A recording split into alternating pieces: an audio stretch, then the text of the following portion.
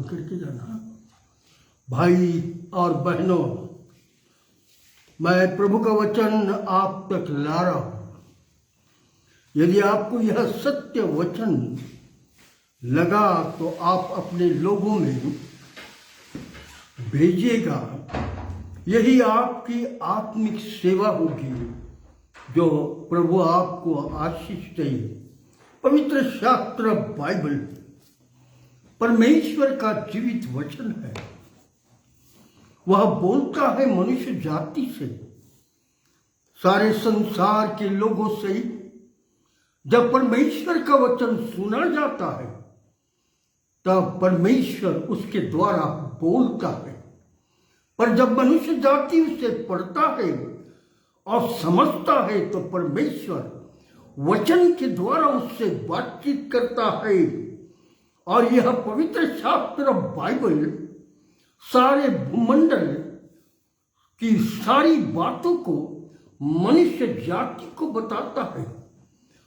स्वर्ग की स्थिति, पृथ्वी, आकाश मंडल की, पाताल और आकाश के सारे ग्रहों की बातें, उसका ज्ञान पवित्र शास्त्र बाइबल मनुष्य जाति को देता है।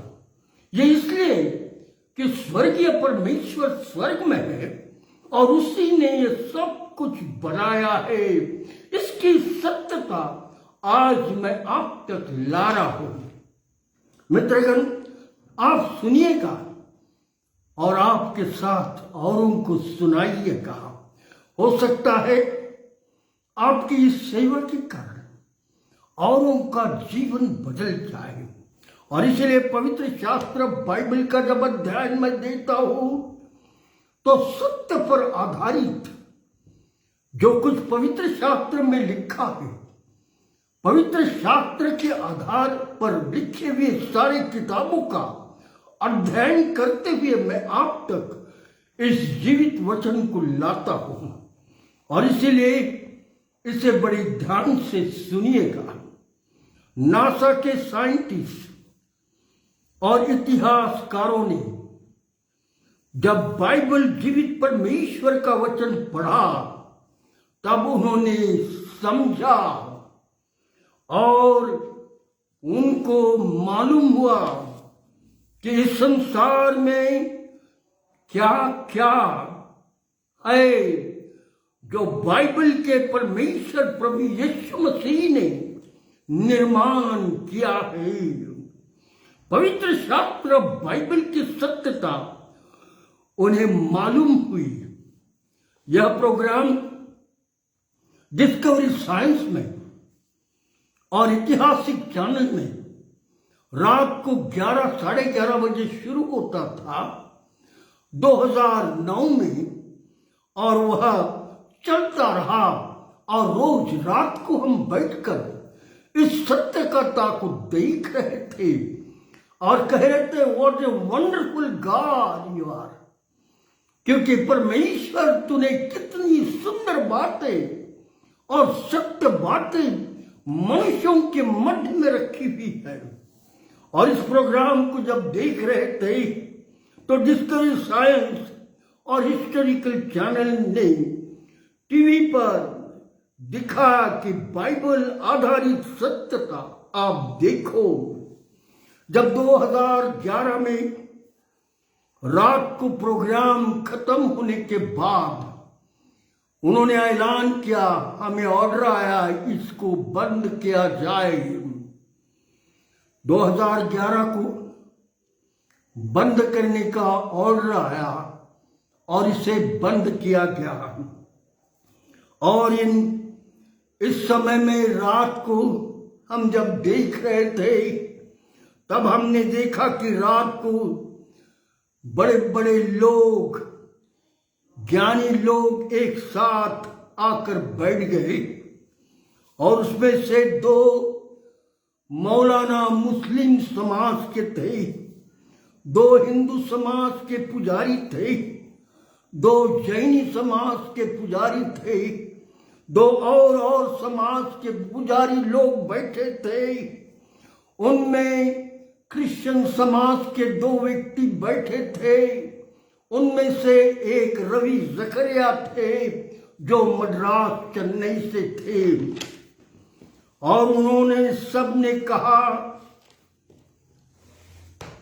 रवि जकरिया से, यदि रवि जकरिया साहब, यदि यह सत्यता सारे संसार के देशों के लोगों को ओपनली दिखाया जाए तो सारे विश्व में लोग सिर्फ क्रिश्चियन होंगे, कोई दूसरा समाज इस पृथ्वी पर नहीं होगा, क्योंकि इसमें सब कुछ सत्यता ही सत्यता हमने देखी है। पवित्र शास्त्र बाइबल में लिखा है मूर्तियों के पूजा करना पाप माना जाता है। पवित्र शास्त्र बाइबल में लिखा है कोई भी मूर्तियों की पूजा ना करना। इसलिए लिखा हुआ है निर्गमन की किताब, इसका 20वां अध्याय 3री आयत में, यह इस किताब में लिखा है, तू मुझे छोड़ दूसरे किसी को ईश्वर करके न मानना। फिर लिखा हुआ है, ये साइंटिस्ट पढ़ रहे थे, निर्गमन की किताब 20 और 4 में लिखा है, तू अपने लिए कोई मूर्ति खोद कर न बनाना, ना उसकी उपासना करना, न कर बनाना, न किसी की प्रतिमा बनाना जो आकाश में है और पृथ्वी पर है और जल पानियों में है। देखो पवित्र शास्त्र का वचन क्या कह रहा है फिर एक बार, तो अपने लिए कोई मूर्ति खोद कर न बनाना, न किसी की प्रतिमा बनाना जो आकाश में है, जो पृथ्वी पर है, जो समुद्र के पानी में है, जो नदियों में है, उनकी प्रतिमा न बनाना। और ऐसा लिखा है आगे निर्गमन की किताब 20 और 5 में, तो उनको दंडवत न करना, उनकी उपासना न करना, क्योंकि मैं तेरा परमेश्वर जीवित हूं। क्योंकि यह सारी मूर्तियां शैतान ने इस पृथ्वी पर स्थापित की, यह साइंटिस्टों ने और इतिहासकारों ने प्रूफ दिला दिया है। यह सत्यता मनुष्य जाति के बीच में जाना अवश्य है, ताकि लोगों की आंखें खुल जाए, लोगों की बुद्धि खुल जाए और सत्यता को जानने लगे। और इसलिए पवित्र शास्त्र में बड़े सुंदरता से लिखा है, यह मूसा ने मोसेस को परमेश्वर ने सिनै पहाड़ पर दर्शन दिया, क्योंकि मैं तेरा परमेश्वर यहोवा हूं। यह मूसा यानी मोसेस को परमेश्वर ने सिनै पहाड़ पर दर्शन देकर यह आज्ञाएं परमेश्वर ने लिखवाई दी। इस बात को पढ़कर साइंटिस्ट और इतिहासकार चकरा गए और कहने लगे यह कितनी झूठ बात लिखी है बाइबल में। पर वो खोजबीन करने लगे। पहले तो उन्होंने झूठ कहा कि मूर्तियां कहीं भी पृथ्वी पर नहीं है, आसमान में तो नहीं है। परंतु जब ऐसा लिखा हुआ है, जब उन्होंने बताया, हम खोजबीन करने लगे। इतिहासकारों ने ठिकान ठिकानों पर जंगलों में ढूंढने लगे, साइंटिस्टों ने नदी नालियों में ढूंढने लगे। तब सारे पठारों में मूर्तियां स्थापित की हुई है, जंगलों में मूर्तियां स्थापित की है। रहस्य टीवी, इंडियन टीवी बता रहा था, मनुष्य जाति इस पृथ्वी पर नहीं था, ये मूर्तियां किसने स्थापित की है। मित्रगण, ये सत्य है, मनुष्य जाति इस पृथ्वी पर नहीं था। तब शैतान ने पूरी रीति से अपना प्रभाव संसार के लोगों पर पड़ने के लिए शैतान ने मूर्तियां स्थापित कर रखी है। पठारों में, मैदानों में, घने जंगलों में और बहुत ठिकानों पर, सारे देशों के जंगलों में भी, आज हमारे देश में भी कई स्थानों पर ऐसी ऊंची ऊंची मीनारें बनी है और उस पर मूर्तियां लगी हुई है जो अश्लील और बुरे हैं। हाँ मित्रगण, शैतान का ये प्लान देखो, शैतान मनुष्य जाति को भरमाने के लिए यह सब बुराई करता जाता है। यह सत्यता देखकर साइंटिस्टों को और इतिहासकारों को विश्वास बढ़ गया कि यह देखकर कि बाइबल का परमेश्वर सत्य कह रहा है।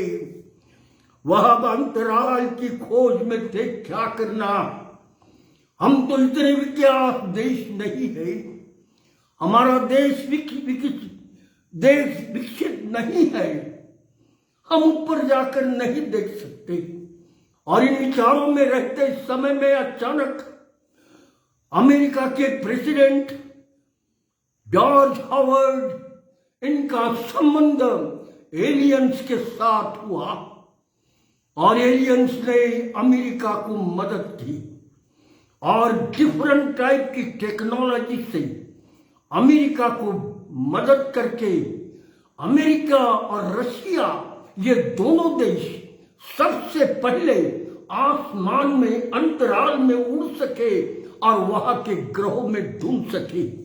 इन्होंने चांद पर मूर्तियां देखी, इन्होंने मंगल ग्रह पर मूर्तियां देखी और ग्रहों पर ढूंढ रहे हैं। मित्रगण, पवित्र शास्त्र का बाइबल साइंटिस्टों के दृष्टि से, इतिहासकारों के दृष्टि से सत्य ऐसा किताब है और इसलिए हम लोगों से कहते, आप पढ़िए, आत्मिकता को लीजिए, ज्ञान को हासिल करिए, सत्यता को समझिए और तब प्रभु यीशु को अपना मुक्तिदाता करके ग्रहण करिए, क्योंकि समय थोड़ा है। साइंटिस्टों के सामने प्रश्न था, हमारा देश विकसित नहीं है, परंतु जब एलियंसों ने उड़न तस्करियों से आकर अमेरिका में और रशिया में मदद की, तब वे मजबूत हुए। अमेरिका, रशिया, इनके कारण अंतराल में उड़ान मार सके। यह सबसे पहले देश थे जिन्होंने अंतराल में ग्रहों पर मूर्तियां देखी। तब सारे नासा के साइंटिस्टों ने, इतिहासकारों ने, बाइबल यह जीवित परमेश्वर का वचन है ऐसा कहा। इस बाइबल के में एक निर्गमन की किताब है। यह निर्गमन की किताब प्रभु यीशु मसीह के 1688 के पहले लिखी गई है, बिफोर जीसस क्राइस्ट। और उसमें 16 ऐसे प्रमाण मोसेस ने लिखे हुए हैं जो परमेश्वर के साथ बात करते हुए वो लिखता जा रहा है। और ऐसा कहा गया है, यह निर्गमन की किताब 1688 में बिफोर क्राइस्ट लिखा गया हुआ है। और सारे संसार के देशों के लोगों ने अपने अपने देशों के संविधान, न्यायालय के बुक बनाए हैं। इसलिए ऐसा लिखा हुआ है, इस संसार में न्याय कैसा होना है, सारे कानून और नियम लिखे हैं। इस बुक का नाम बुक ऑफ लॉ है। और कहा गया है कि निसर्ग की किताब, निर्गमन की किताब, इसमें ये सारी बातें पाई जाती है। और सारे संसार के देशों के लोगों ने अपने अपने देश के संविधान, न्यायालय के बुक्स बनाए हैं। इसके आधार पर क्या यह संसार की पहली किताब जो परमेश्वर ने मूसा को सिनै पर्वत पर दी थी, यही सत्य है। यह सत्य जब नासा के साइंटिस्टों को और इतिहासकारों को मालूम हुआ, उस समय 2 प्रकार के साइंटिस्ट इस पृथ्वी पर काम करते थे। एक स्वर्ग से गिरा गया हुआ लूसीफर, और दूसरा इस पृथ्वी पर के इजराइल देश के यहूदी। आज संसार में सारे देशों में इजराइल देश के यहूदी लोग साइंटिस्ट बनकर डिफरेंट देशों में काम कर रहे हैं।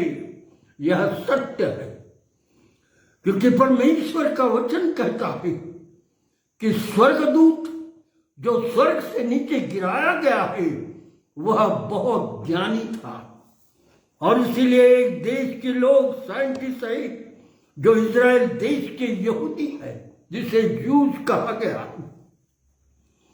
मित्रगण, लूसीफर और उसकी बुराई के कारण स्वर्ग में वह रह नहीं सका। पाप और दुष्टता के कारण परमेश्वर ने लूसीफर और उसके साथ के दूतों को इस पृथ्वी पर नीचे डाल दिया, इसे स्वर्ग के नीचे फेंक दिया। दूतों में लूसीफर एक लीडर था और वो बाकी सारे दूत उसके संगति में थे। यह संसार का पहला व्यापारी भी हुआ। इसे लेन देन करना आता है। यह माहिर है लेन देन करने में और हर बातों को जमा करने में। और इसीलिए पवित्र शास्त्र बाइबल में क्या लिखा है, देखो, यहेजकेल नबी की किताब इसका 28वां अध्याय और 3री आयत में बाइबल लूसीफर स्वर्गदूत से कहता है, तू दानियल से अधिक बुद्धिमान तो है, क्योंकि कोई भेद तुझसे छिपा नहीं है। हाँ मित्रगण, लूसीफर से कोई भी भेद छुपा नहीं, वो सब जानता है। मनुष्यों के विचारों को जानता, मनुष्यों के मनों को जानता, और इसलिए परमेश्वर का वचन कहता, दानियल से थोड़ा कम तुझे ज्ञान है, परंतु तुझसे कोई भेद छिपा नहीं रहता। इसलिए दूसरे वचन में लिखा है, यहेजकेल नबी की किताब 28:4 में, तूने अपनी बुद्धि और समझ के द्वारा धन प्राप्त किया और अपने भंडारों में सोना चांदी रखा है। पवित्र शास्त्र बाइबल यहेजकेल नबी की किताब 28:5 में क्या कहता है, तूने बड़ी बुद्धि से लेन देन किया, जिससे तेरा धन बढ़ा और धन के कारण तेरा मन फूल उठा।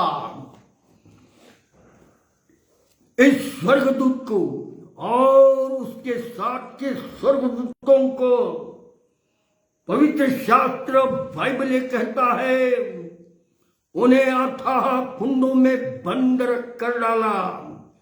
वह एक बरमुंडा ट्रायंगल में कुछ स्वर्गदूत लूसीफर के साथ बंद किए गए और दूसरे फरात रिवर के अथाह कुंडों में बंद किए गए, और कुछ स्वर्गदूत अंतराल में ग्रहों पर हैं।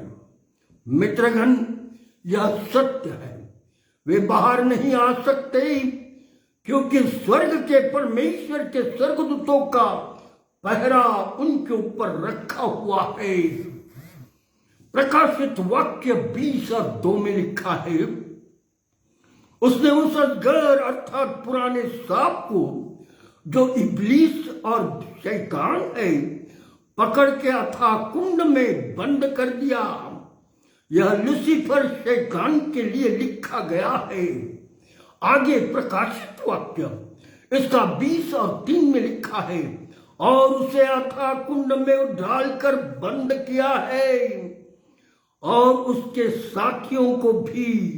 पर वह लूसीफर जो शैतान हो गया है, वह उसके साथी अथाह कुंडों में पड़े रहे नहीं, पर उन्होंने वहां से सारे कामों को किए जिससे पृथ्वी पर के सारे देशों के लोगों के साथ उनका संबंध बढ़ता चला गया।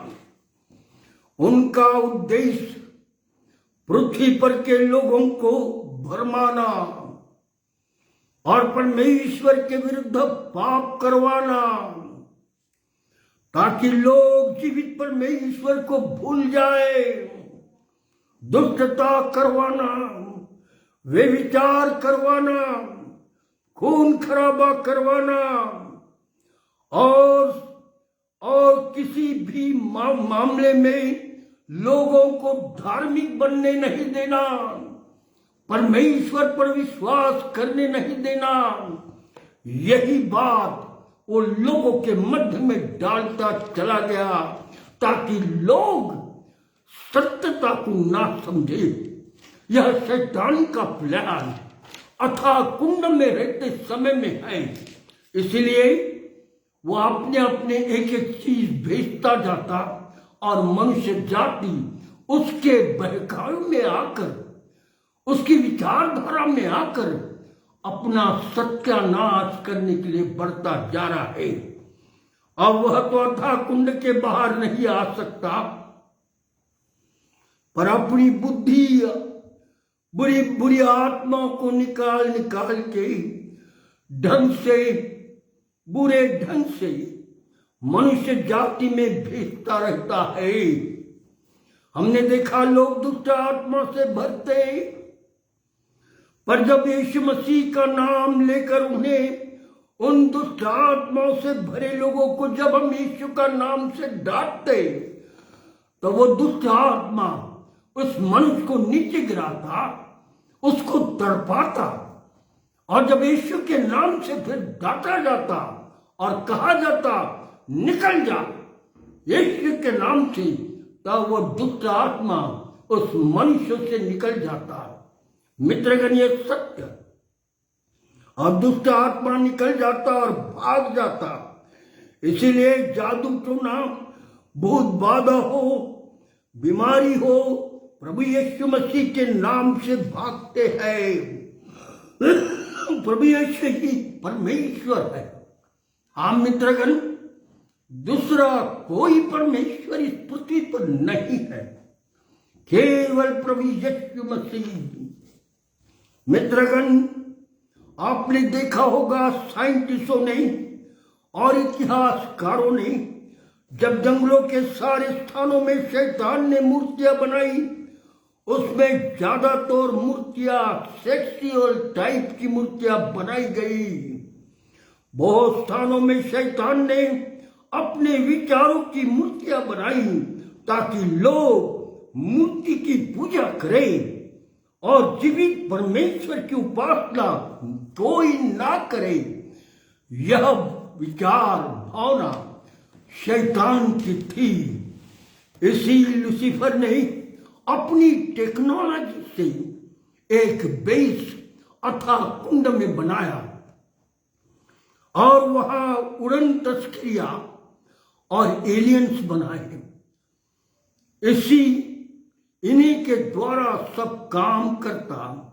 इनके जरिए इसी देश का पिरामिड उन्होंने बनाया। उन्होंने इस जमाने में इसी देश का पिरामिड बनाकर लोगों को चकित किया हुआ है। यह सब लूसीफर के एलियंस उड़कर आते थे अपने अपनी यान में, तबकड़ियों में, और उस कामों को कर कर उतना बड़ा मीनार बना डाला। मित्रगण, यह इतिहास सत्य है। यह इतिहास सत्य है। आज तक पृथ्वी पर के देश इजिप्ट में यह पिरामिड पाया जाता है। और जब अंतराल में हमारे नासा के साइंटिस्ट गए, तब उन्होंने वहां से चांद पर से और ग्रहों पर देखा तो मंगल ग्रह पर एक पिरामिड बना हुआ है। मित्रगण, जो पिरामिड इजिप्ट देश में है वही पिरामिड सेम मंगल ग्रह पर स्थापित किया गया हुआ है। यह शैतान आज सारे देशों को अपनी टेक्नोलॉजी दे रहा है। अभी आजकल आप देख रहे होंगे प्लेन बारीक होते जा रहे हैं। ये सब अथाह कुंडों से निकली हुई टेक्नोलॉजी है। और पृथ्वी पर साइंटिस्ट यहूदी लोग इन सब कामों को सारे देशों में करते जा रहे हैं। थोड़े दिनों के बाद वह संसार में एक वर्ल्ड बैंक बनाएगा और इसी बैंक के जरिए संसार के पूरे कामों को चलाएगा। संसार में एक ही प्रकार की नोट चलेगी और थोड़े दिनों के बाद सारा व्यापार मोबाइल के द्वारा शुरू किया जाएगा, जैसे इन दिनों में शुरू है। फिर हाथों में चिप लगाने का काम सिस्टम आएगा और जिस चिप के द्वारा जरिए आपकी गाड़ी खुलेगी, दरवाजा आपके गाड़ी का स्टीयरिंग खुलेगा, आपकी गाड़ी चालू होगी और इस प्रकार की चिपें लगाना शुरू करेगा। फिर वह देशों के सब पृथ्वी पर के लोगों के देशों से बात करेगा और देखेगा सब कुछ और कहेगा, ये जो मसीही लोग परमेश्वर का जय घोष कर रहे हैं, गीत गा रहे हैं, प्रार्थना कर रहे हैं, परमेश्वर की संगति में है यीशु के, मुझे ये ठीक नहीं लग रहा। और इसलिए वो अपने प्लान को बनाएगा और वह लूसीफर शैतान को ये सब बुरा लगेगा और अपने प्लान को बनाकर कहेगा सारे देशों के लोगों को, लीडर्स को, क्योंकि ये व्यक्ति का प्रभाव सारे विश्व के देशों पर होगा और सारे विश्व के लोग, देशों के राजाएं, देशों के प्रधानमंत्री लोग इसकी आज्ञा मानेंगे और वो सारे देशों में सरकारों से कहेगा मैं तुम्हें एक नंबर दूंगा, क्योंकि थोड़े समय के बाद यह व्यक्ति यह सब कार्य करेगा। यह नंबर सारे संसार के लोगों के माथे पर या हाथ पर लगाया जाए और जो कोई यह नंबर लगाएगा उससे इस देशों में, सारे स्थानों में अनाज, पानी और सारी चीजें मिलेगी। सारी वस्तु वो खरीद सकेगा क्योंकि वो नंबर है। वो नंबर दिखाएगा, पैसा निकल जाएगा। वो नंबर दिखाएगा, सब कुछ होगा। परंतु ये नंबर सबको लगाएगा और पर वह आगे कहता है जो कोई इस नंबर को नहीं लगाएगा उसके लिए क्या होगा देखो। पर जो मसीह विश्वासी प्रभु यीशु को मानते और विश्वास में परमेश्वर की भक्ति करते आत्मा में बढ़े हुए हैं, वह कहेंगे यह नंबर तो ख्रिस्त विरोधी है, यह नंबर हम नहीं लगाएंगे क्योंकि यह नंबर 666 है और ये 666 नंबर वह नहीं लगाएंगे। एक तो वह विश्वासी उसी समय जैसा नहीं लगाया बोलता, माथे पर या हाथ पर उसी समय मार डाला जाएगा, नहीं तो उसे कोई भी खाना पानी सब कुछ उसका बंद कर देगा ताकि वो भूखा तड़पता हुआ मर जाए। ये स्थिति बहुत ही जल्दी इस पृथ्वी पर आने वाले दिनों में आने वाली है। पवित्र आत्मा से भरा रहेगा, वह मृत्यु को नहीं डरेगा, क्योंकि उसका विश्वास उस जीवित परमेश्वर पर है। और वो कहेगा, मैं इस पृथ्वी पर तो मर जाऊंगा, पर मेरी आत्मा अनंत जीवन स्वर्ग में जाएगी, जो हमेशा हमेशा के लिए जीवित रहेगी। पर जो अधूरे मन के विश्वासी है, वे डर जाएंगे।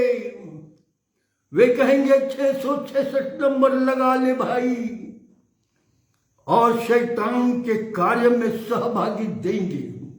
अधूरे विश्वासी, जिनका पश्चाताप नहीं हुआ, जिनको पापों से मुक्ति मिली नहीं है, परंतु बपतिस्मा ले लिया है, मसीही बन चुके हैं, परंतु पश्चाताप करके परमेश्वर को संपूर्ण हृदय देकर जीवन बिताने वाले थोड़े हैं। और वे कहेंगे, हम तो नहीं मरने के, हमें लगा दो, और वे लगाएंगे। पर उनका समय और इस लूसीफर का समय और शैतान के कार्यों का समय केवल 3.5 साल का होगा।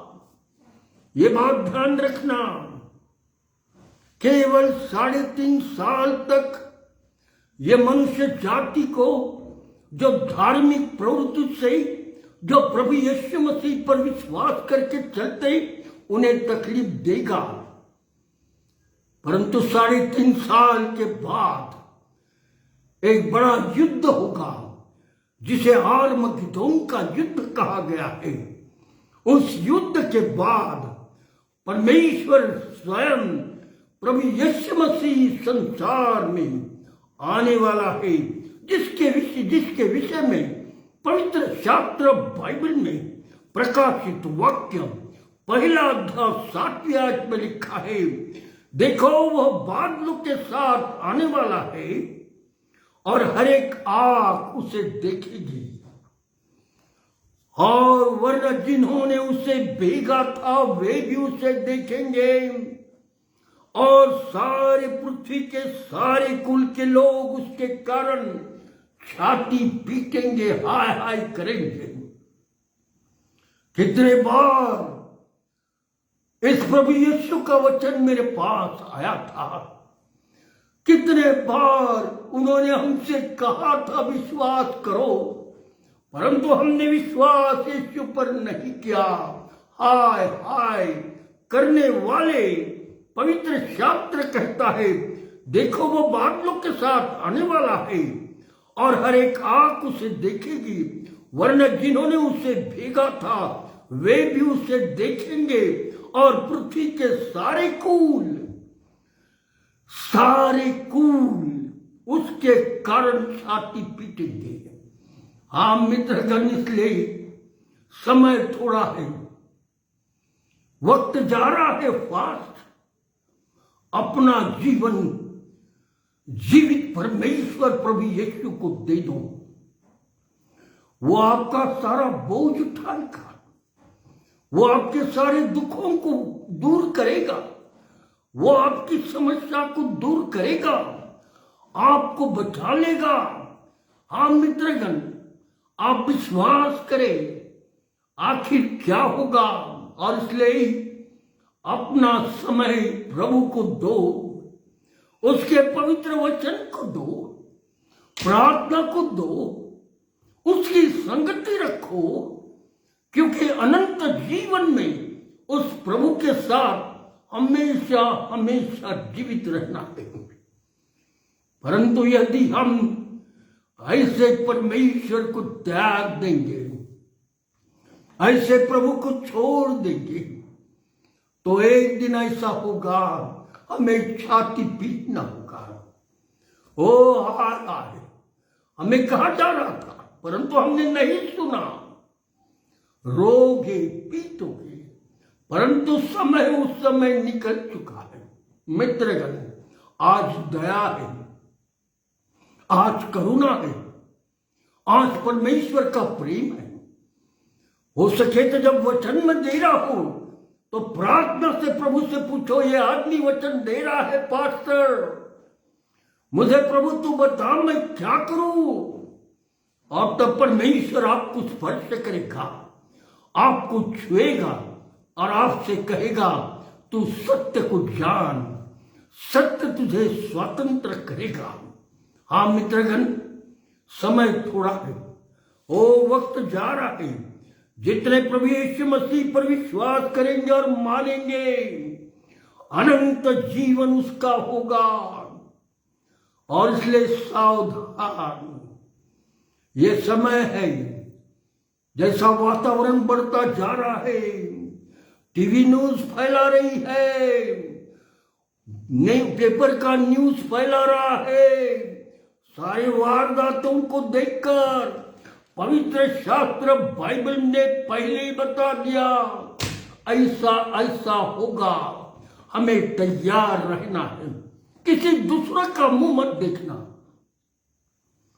परंतु केवल परमेश्वर की ओर ध्यान दो, उसके वचन को पढ़ो और उसकी सत्यता को हासिल कर लो और अपना जीवन उसके हाथ में दो।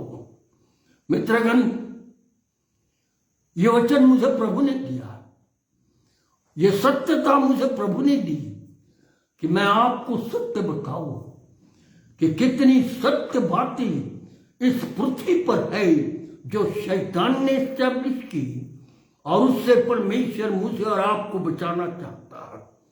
और इसलिए वक्त के मुताबिक अपने जीवन को जीवित परमेश्वर के हाथ में रख दो।